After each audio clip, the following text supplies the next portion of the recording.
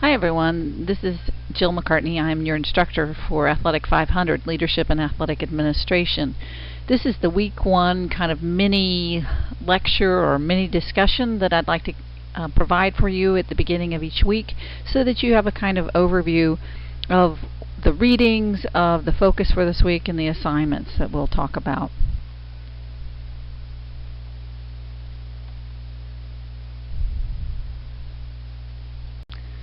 Each week you're going to have a weekly discussion assignment, and those are all provided for you in the syllabus.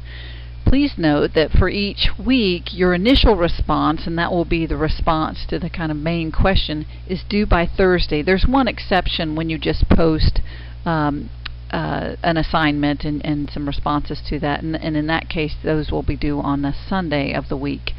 But as you do those weekly discussion assignments, be sure that you answer the question completely. I mean, there may be multiple parts to that. Sometimes there'll be several things for you to think about. Sometimes you have to play different roles. So be sure you pay attention to that.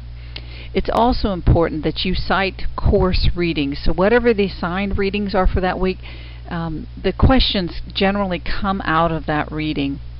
And so it's important that you show that you've done that reading, and you show how you're thinking through the reading, how you're trying to apply that reading to the discussion. So when you do that, of course, you need to cite wherever appropriate, and then you will provide a works cited list at the end of the post, and that works cited list needs to follow APA format. If you have questions about that, I would hope that you would contact me beforehand.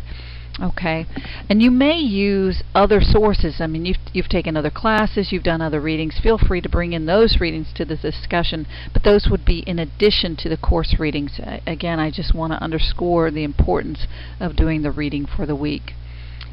After you've done your initial post, you are asked then to respond to at least two other classmates. Now, you can do some of the responding before you post initially, but remember the time frame, and it is helpful. The reason I have you posting by Thursday your initial responses so that everybody else can be doing their responses as well. And it's hard to do that if you don't post until very, very late.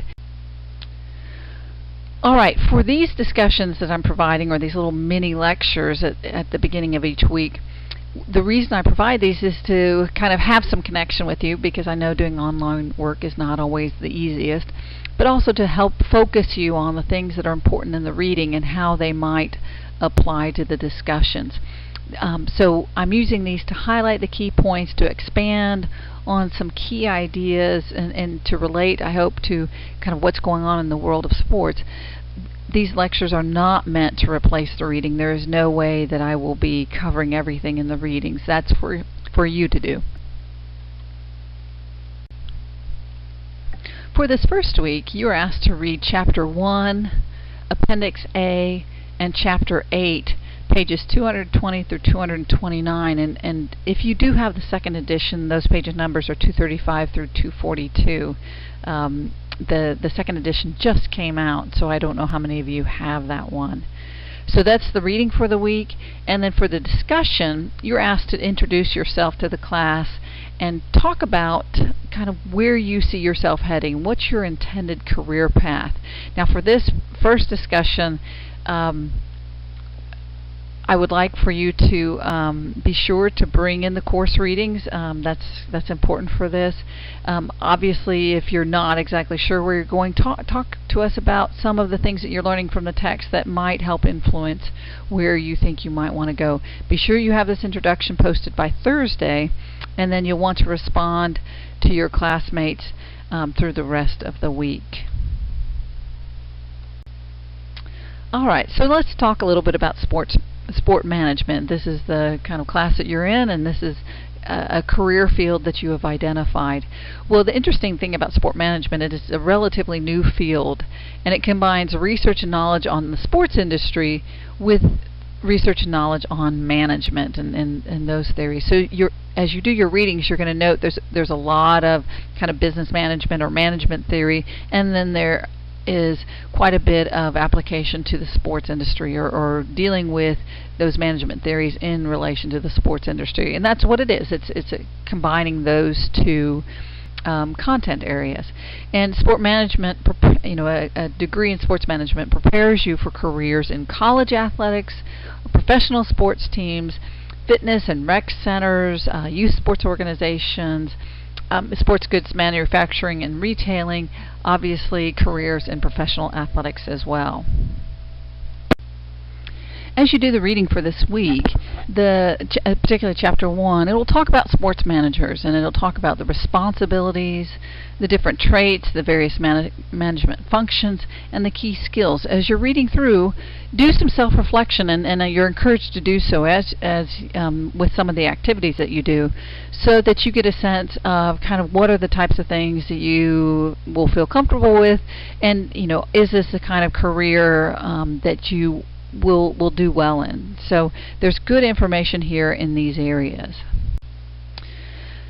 The reading also talks about the functions and skills of different types of managers. It identifies top, middle, and first-line managers, and kind of makes the point about what kinds of skills and functions each of these different levels of managers do. And so again, I think it's important for you to understand that managers function at different levels. They have different roles and responsibilities, and those different levels of managers require different types of skills. So again, pay attention to that in the readings. The pages in Chapter 8 that you're asked to read talk about organizational behavior, and Lucier and Kimball, the authors of your textbook, define organizational behavior as actions that affect performance in the workplace, and so they provide this kind of overview for you. And in this brief section, they talk about the 3 levels of focus, the components that drive behavior in an organization, the 2 ways of classifying personality, and you'll be asked for week 2 to do the Big 5 personality traits, or to think about the Big 5 personality traits, which is one of the 2 ways of classifying personality, and to think about that in relationship to coaches and administrators. So that'll be key to your reading. Also, this section of the reading talks about perception and bias and attitudes, all very important things for understanding how organizations behave, how people within organizations behave. So you'll look at how perception influences behavior, you'll look at bias in perception, and how attitudes are linked to job satisfaction. All good information in Chapter 8. Appendix A that you're asked to read will provide you with some really good resources as you're thinking about careers in sports. There are a lot of websites that you can go to.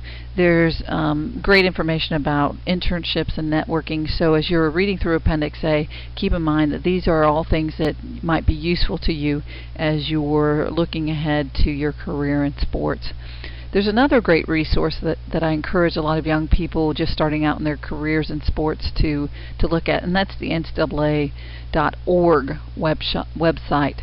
And when you go there, you'll want to go to the Employment tab, and this is where you'll find all sorts of job postings from internships and graduate assistantships all the way to directors of athletics. Sometimes there will be postings for directors of other sports organizations, whether they're recreational centers or leagues in various places.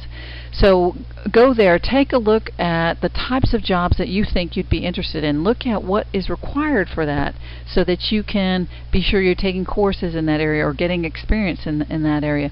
Take a look at what they pay, take a look at kind of how the jobs are worded, what the duties are, so that you can make sure that you're preparing yourself for the time when you go on the job market. And so it's a great resource. Another fantastic resource are the professional organizations. And these professional organizations can be sports specific, or they can be geared toward more administrative levels. So the sports-specific organizations like the AVCA, the AFCA, the American Volleyball Coaches Association, the American Football Coaches Association, those can be very useful organizations. Then the more administrative level ones, NACTA, the National Association of Collegiate Directors of Athletics, and that's kind of a parent organization. There are smaller organizations like the Sports Marketing Group or the Development Fundraisers or Compliance Professionals. So these are great organizations to be involved with. They provide education, conferences, conventions, so another great place to look. Well, that's all for this week. That should get you started, and so I hope you are energized to get going. This is this course is 8 weeks. It goes fast, so I wish you the best. Please don't hesitate to contact me with any questions. We'll be talking, through the assignments, and I'll be providing these types of little mini lectures at the beginning of each week. So welcome to the class. I'm looking forward to getting to know you through this term, and best wishes as you go through this. Thanks so much.